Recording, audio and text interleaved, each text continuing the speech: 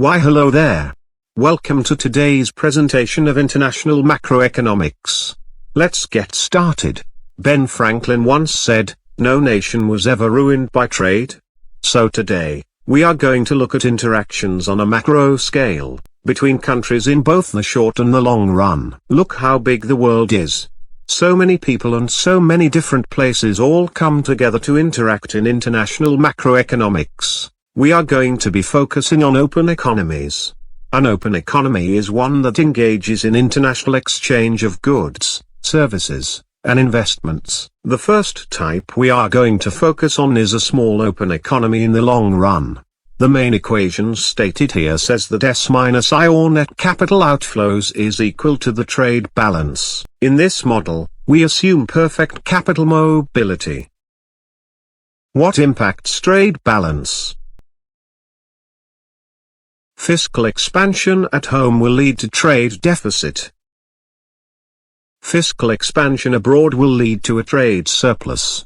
A deficit is usually seen as bad by the public, but economists don't always view it as a bad thing. The next thing we are going to talk about is exchange rates. There are two types of exchange rates, real and nominal. Nominal exchange rates are relative prices of two currencies in two countries expressed in foreign currency units. Real exchange rate is the relative price of the goods in two countries. Listed below are the determinants of real exchange rate. Note that nominal exchange rate is determined by differences in interest rates. These graphs show that fiscal expansion at home will cause net exports to fall, and fiscal expansion abroad will cause net exports to increase. If there is a shift in investment demand, this will cause a decrease in net exports. Protectionist policies, net exports will remain unchanged. The next topic we are going to discuss today is the open economy in the short run. In this section we are going to start with the Mundell-Fleming model.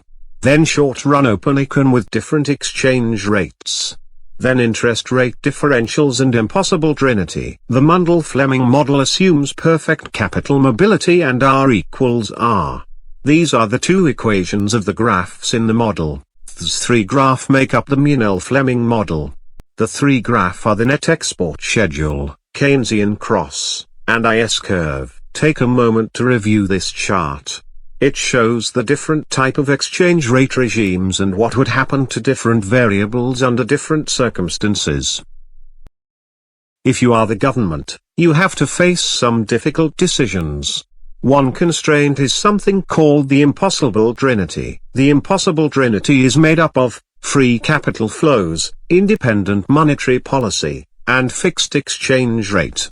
Governments can only have two of three of these. So what did we learn today?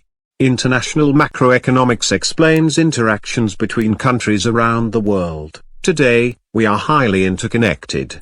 Government policies and individual trends impact people and relations between countries all around the world. We are connected by trade. We are connected by tourism and human interactions. Choices governments make impact the countries they interact with.